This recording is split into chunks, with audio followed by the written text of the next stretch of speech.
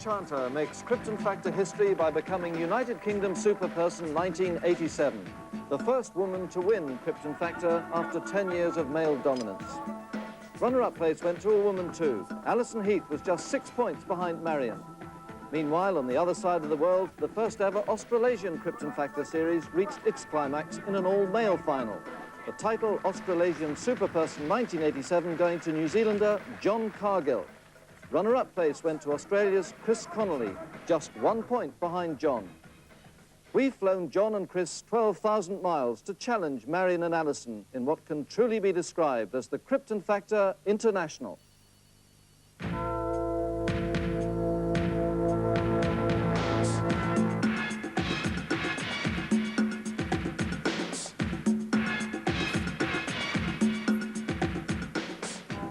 I'm Marion Chanter, age 32, a baker from Lostwithiel in Cornwall. I'm Christopher Connolly, age 21, an engineering student from Sydney, Australia. I'm Alison Heath, age 21, a trainee chartered accountant from Manchester. I'm John Cargill, age 36, a university technician from Auckland, New Zealand.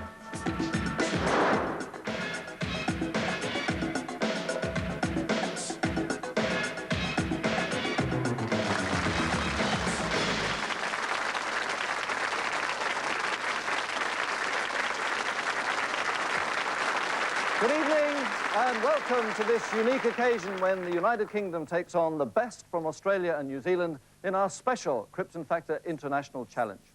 And right away, let me issue a very warm welcome, not only to our regular British television audience, but also to viewers in Australia and New Zealand who are receiving this program. We're delighted to have you with us.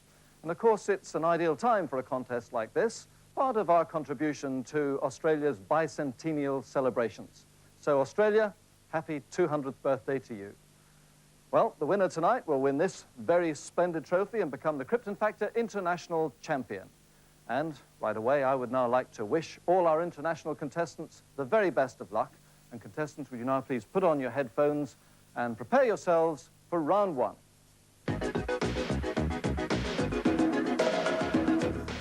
And tonight's mental agility is a knockout round. 10 points will go to the winner, then 6, 4 and 2 points to second, third and fourth respectively. Now this very tough test will take our contestants round the world to a number of destinations. They will see on their screens the names of cities that they're going to visit. At the same time, they will hear from me the order in which they will visit those cities. But the order I give won't be chronological, first, second, third, etc. Instead, it will be out of sequence, fourth, second, first, etc. Their task is to rearrange the information to give me back the actual order from first to last in which they'll visit those cities.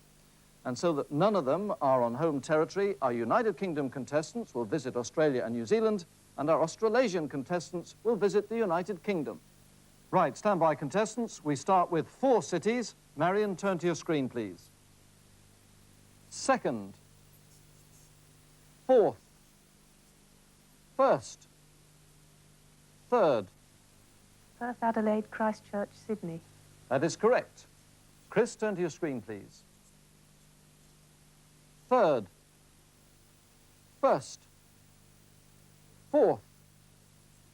Second. Belfast, London, Edinburgh, Portsmouth. Correct. Alison, would you turn, please? Third. Second. Fourth. First. Canberra, Auckland, Melbourne, Darwin. Correct. John, would you turn to the screen, please? Second. Fourth. Third. First. York, Durham, Oxford, Cardiff. Correct. Right, let's really put the pressure on the contestants now by jumping from 4 to 6 cities. Marion, to your screen, please. Third. Fifth. First. Fourth. Sixth. Second.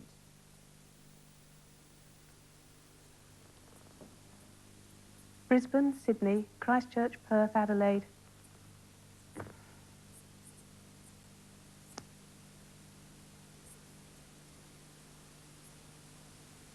Auckland? No, you were right all the way to the end. You picked the wrong city in New Zealand. Wellington it was. But hard luck, Marion. You're eliminated at that point, I'm afraid. Chris, your turn now. 5th, 2nd,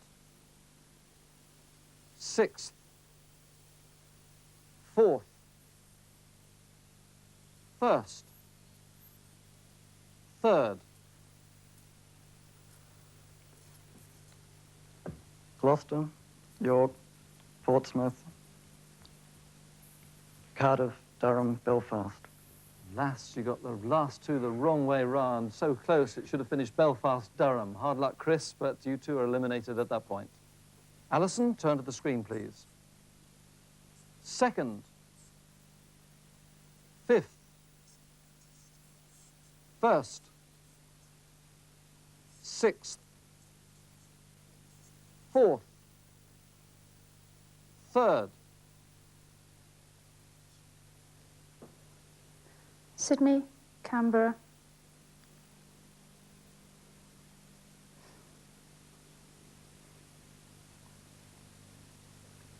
Perth, Wellington, Auckland, Darwin. You hesitated in the middle, but you no need to. You got them all right. That's absolutely brilliant. Well done, Alison. So to stay in with a chance of winning this round, John has to get these correct. John, turn to the screen, please. 4th,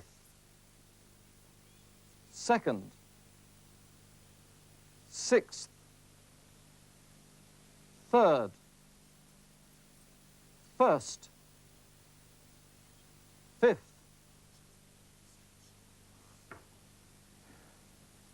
Oxford, Edinburgh, Chester, London, Gloucester, York. Absolutely right. Well done, John. So now we have a battle between Alison and John as we go to an incredible 7 cities. Alison, turn to the screen, please. 3rd, 5th, 2nd, 7th, 1st, 4th, 6th,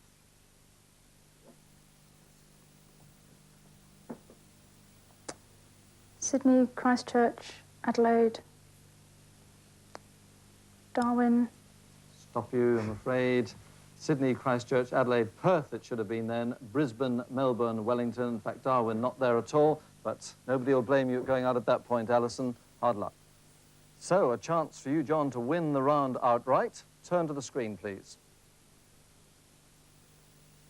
2nd, 5th, 3rd, 7th, 1st, 4th, 6th, York, Chester. Stop you right away because I'm afraid you should have started Gloucester, then York, Chester, Belfast, Oxford, Edinburgh, London. Hard luck, John. But it means that with our last two contestants going out at the same point, we have joint winners of the round with Krypton factors of 10. The United Kingdom's Alison Heath and New Zealand's John Cargill.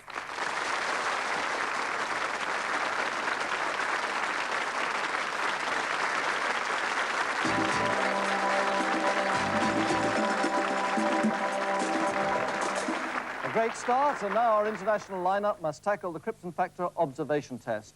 As usual, 2 specially shot drama scenes to watch very closely and 5 differences to spot in the second version. Right, contestants, will you turn quickly to your screens now, please, for a suitably international take 1 and take 2. Take 1. Yes, we're here to meet Billy. My cousin, Billy. Yes, he's come all the way from down under for a holiday with us. Look, I better go. He'll be here soon. Ta-ra.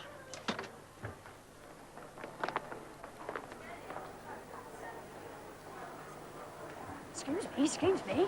Has he come through yet? No, I hope he hasn't missed the plane.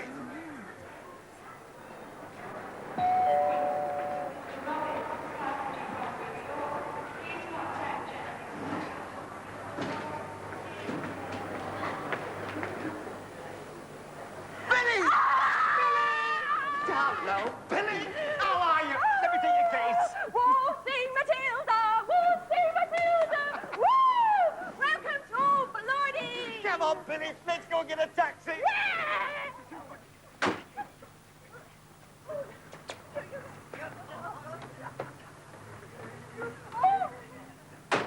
Don't you worry. Us two Pommy's going to make you feel right at home, comma. OK, sport? What do you say, Bruce? You said it, Sheila. Hey, Blue. Tie me kangaroo down, sport. Tie me kangaroo down. Tie me kangaroo down, sport. Tie me kangaroo down. All together now. Tie me kangaroo down, sport. Tie me kangaroo down. Tie me kangaroo down, sport. Tie me kangaroo down. Ta-ra! I said you'd feel at home. Sit down. We've got your favourite beers and a few reminders of home. Frank, put the Rolf Harris records on for Billy. Rolf Harris. And the big one. I've made you this fantastic Sydney Opera House cake. Doll from New Zealand. Take 2. Yes, we're here to meet Billy. My nephew, Billy. Yes, he's come all the way from down under for a holiday with us. Look, I better go. He'll be here soon. Ta-ra.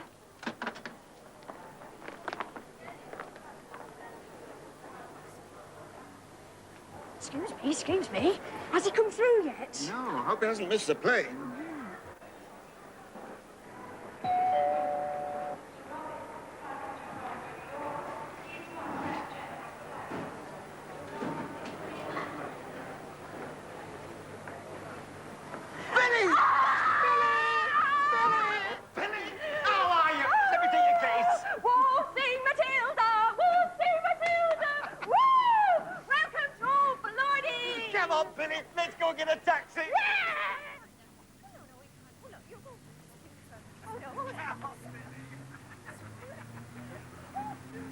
Don't you worry. Us two Pommies are going to make you feel right at home, copper.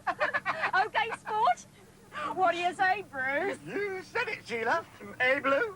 My boomerang won't come back. My boomerang won't come back. I've waved the thing all over the place. Right until I was blue in the face. I'm a big disgrace, the aborigine race. My boomerang won't come back. I can ride a kangaroo. Yeah.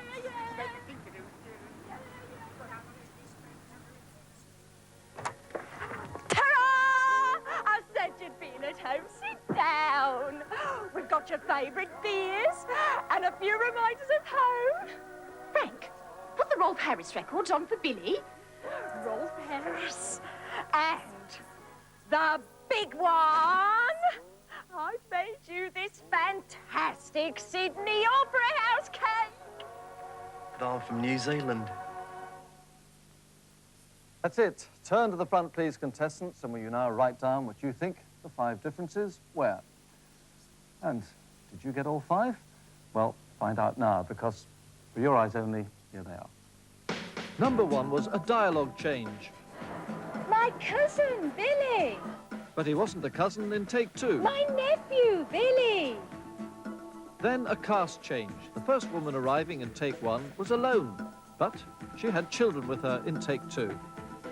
Number 3 was the taxi driver who loaded the luggage. In take 2, he was already in the cab. Then it was the song. Tie me kangaroo down, small. Tie me kangaroo down. But no kangaroos in take 2. My boomerang won't come back. And change number 5. The main airport building was clearly visible in take 1, but the taxi had already passed it in take 2. Those then were the differences. I have the contestants' answers in front of me, some good performances and one outstanding one. Remember, it's 2 points for every difference spotted, and I'll go through it in reverse order. Chris, you got 2 right and 4 points. John, you also got 2 right, 4 points to you. Marion almost got there. She got 4 right and 8 points. But Alison, 100%, she got all 5 right, 10 points to you. Well done. And we shall now enter all the points won in that round to the scoreboard. And it means that in second place, New Zealander John Cargill, but out in front, stretching her lead to a Krypton factor now of 20, the United Kingdom's Alison Heath.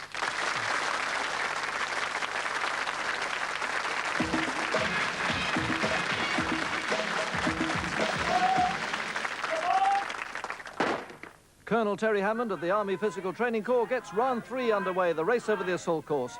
Now, there is a handicap system which takes account of age and sex difference, which is why Alison here in yellow, a couple of years younger than Marion, starts in second place. But both these girls outstanding on the assault course.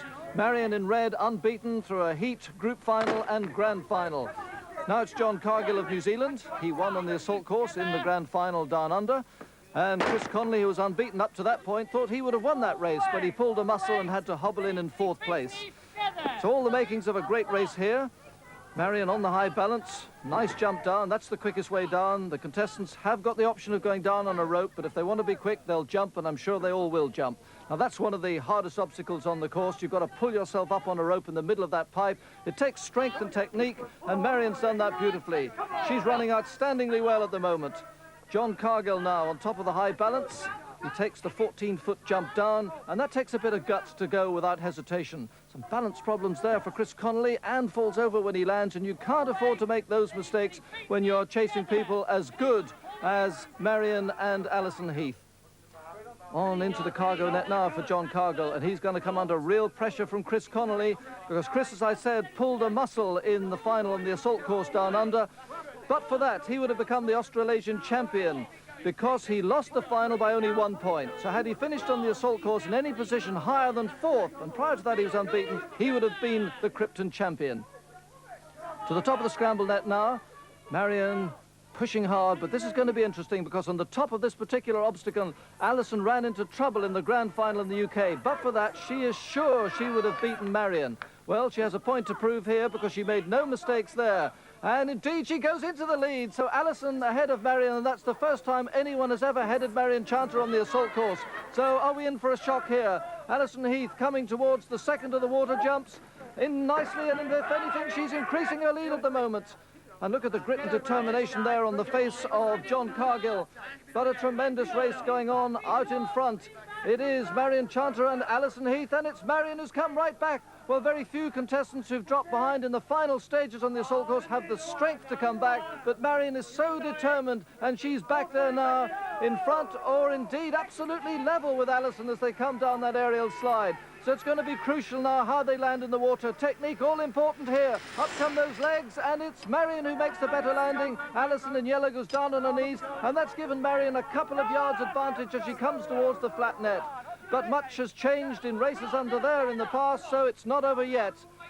And Chris Connolly here in third place, well, he wanted to be ahead of John Cargill, and that's exactly what he's got. But the race is between these two, and it looks like Marion, she shrugs that net over her shoulders, she heads for the line, and she wins it. Marion Chanter from Cornwall, still unbeaten on the assault course. Marvellous run by her. And Alison, well, it looked at one stage as if she was going to be the winner, but she ran out of steam right at the end there, but still a great run. Now it's Chris Connolly from Australia coming down towards the end of the aerial slide. Now in Christchurch there's no water and mud like this on their assault course, so this is a new experience, and he copes with that marvellously. Great landing. Now John Cargill, let's see how he lands. He should get those feet out in front, which he does. He water skis through, and that's a great landing too. But it looks like Chris Connolly of Australia who's going to prove the point here. He wanted to show John that he could have been the Australasian champion but for that pulled muscle on the assault course in Christchurch. And it looks to me as though he's proved that point as he comes over now in third place. So congratulations to them all, but especially to Marion, whose victory there has put her into second place with a Krypton factor of 22. But still out in front with 26 points is the United Kingdom's Alison Heath.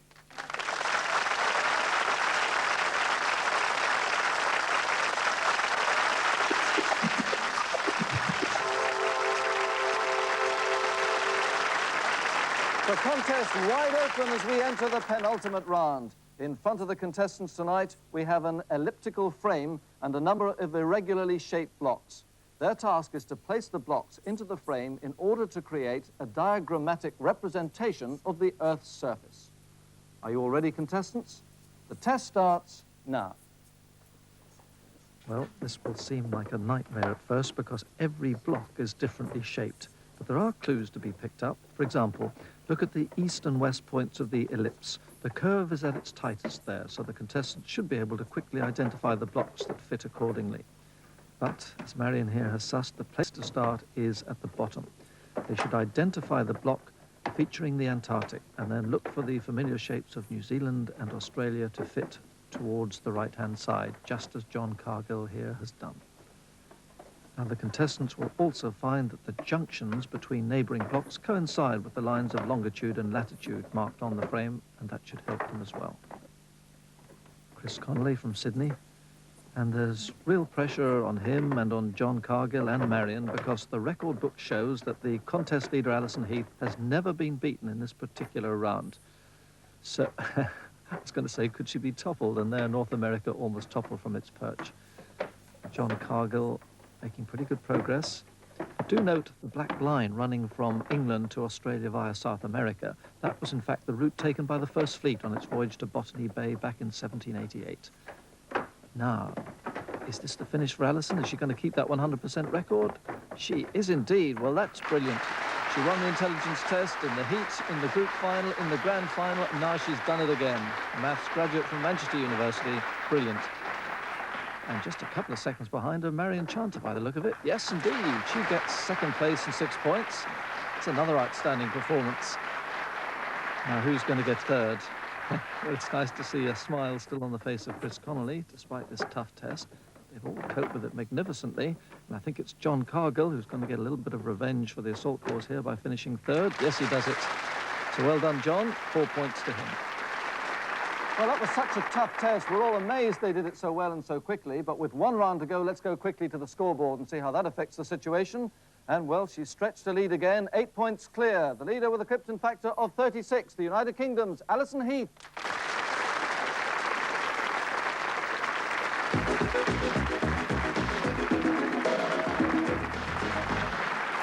So, the climax to this contest, the fifth and final round, general knowledge, which tonight has very much an international flavour. 100 seconds of rapid-fire questions to be answered on the buzzer. A point for the right answer, but a point deducted for the wrong answer. Are you ready, contestants? The clock starts now. The Strait of Messina separates which island from Calabria in Italy? John? Sicily. Correct. Of which of the arts is St. Cecilia the patron saint? Marion? Singing. Music. Music, yes, that's just in time. Which composer wrote Follies, A Little Night Music and Company? The answer is Stephen Sondheim. Sonora, Tabasco, Yucatan and Chihuahua are states of which, John? Mexico. Correct. In the 1968 Mexico Olympics, who won the men's high jump and gave his name to Chris? Fosbury. Correct. The scientific study of fossils is called what? John? Paleontology. Correct. The Schönbrunn Palace and the Hofburg Palace are in which European city? Answer is Vienna. Which river flows through Vientiane and Phnom Penh to a delta? Chris? The Mekong. Correct. Blessed are the meek, says the Bible, for they shall what? Inherit Alison? the earth. Correct.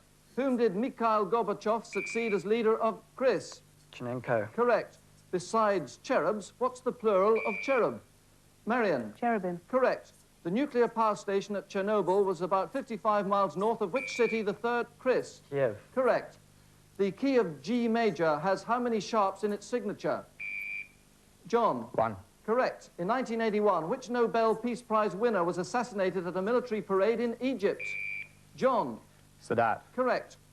In sooth, I know not why I am so sad is the first line of which Shakespeare play spoken by Antonio? Chris? Julius Caesar. No, the Merchant of Venice. What's the capital of Venezuela? Chris? Caracas. Correct. Animal crackers, monkey business. That's it. The end of the round and the contest. And the winner tonight, and the Krypton Factor International Champion with a Krypton Factor of 37, the United Kingdom's Alison Heath.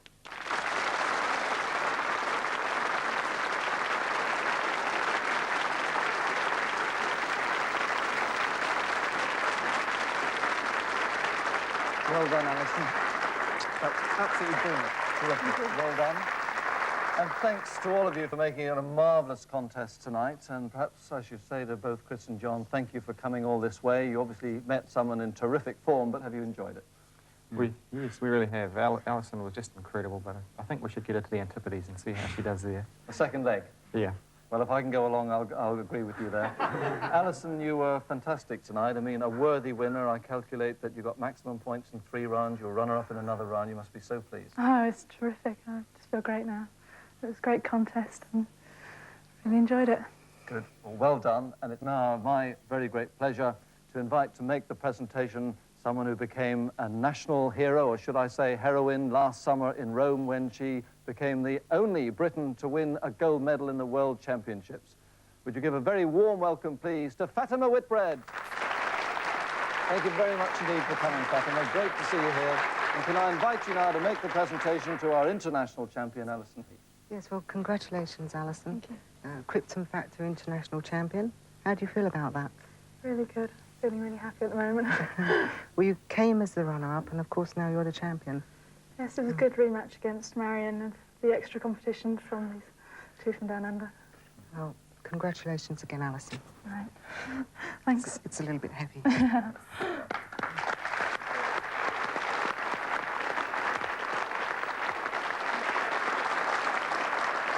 Well, our thanks to Fatima Whitbread for making the presentation, and that brings us to the end of a very enjoyable contest. Thanks, obviously, to all our contestants, particularly Chris and John, for flying 12,000 miles to be with us. And it's goodbye to all of you in the United Kingdom, in Australia and New Zealand. And let us now congratulate one more time the new Krypton Factor International Champion, the United Kingdom's Alison Heath.